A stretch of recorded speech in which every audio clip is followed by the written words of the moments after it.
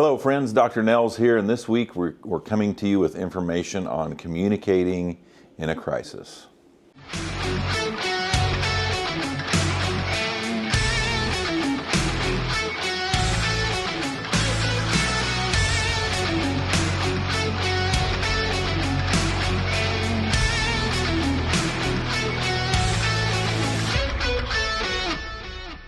Hello friends, Dr. Nels here, coming to you this week with more information on life, leadership, business, and family, helping build your values and principles so that you can be the best version of you.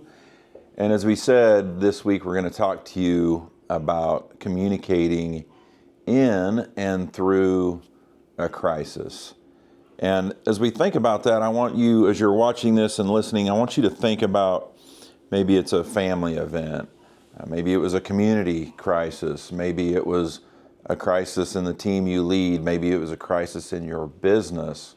I want you to think about the last time you went through some sort of crisis that was painful. And I want you to think about what went well. I want you to review in your brain what could have gone better, what was not known, what were our communication patterns, and I want you to think about, as you reflect on that scenario and situation, what could I have done better? And so as we think about communicating in crisis, really, I've been through a good number of them over the years, and in leading a business, one of the biggest ones we faced here, and for many of us, was working through COVID. And in that scenario, that crisis just didn't go away for a long time. And it was something new, it was something none of us had ever faced.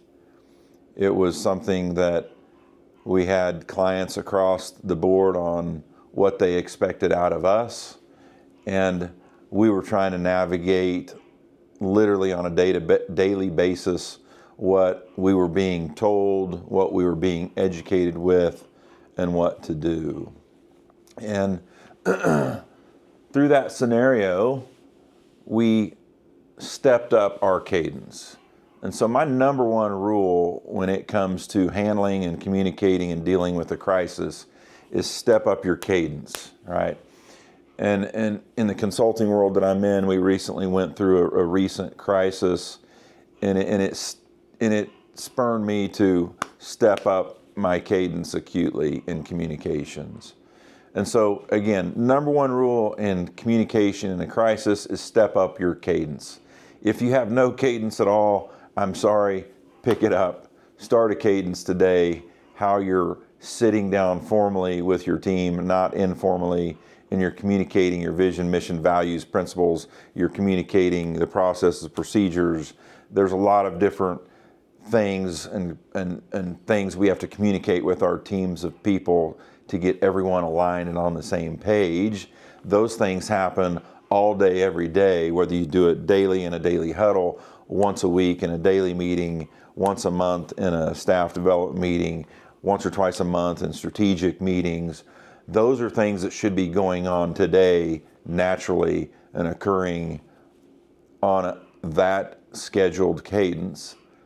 But then it gets complicated when we get into crises and we get into issues or scenarios where key team members have to be gone for periods of time.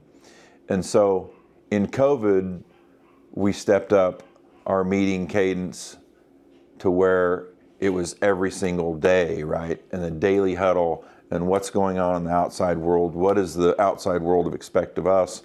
What do we expect of each other? What do we expect of the outside world? And how are we going to operate today?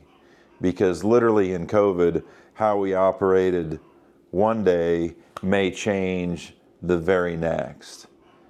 And so your cadence is very important. And for the recent crisis that we had in my consulting world, it was twice a day with some folks, twice a day with some of our most challenging situations with clients. It was morning, it was evening, others it was less. And so what is your cadence? I would challenge you to pick that up. I would also challenge you in your next step is, how are you connecting with people that need an improved or deeper connection given the crisis? So for example, you have a team member that comes to you and says they have cancer, right? What are you going to do next? How are you going to communicate with them next? What is your plan for them over the next 1 week, 1 month, 2 months, 6 months?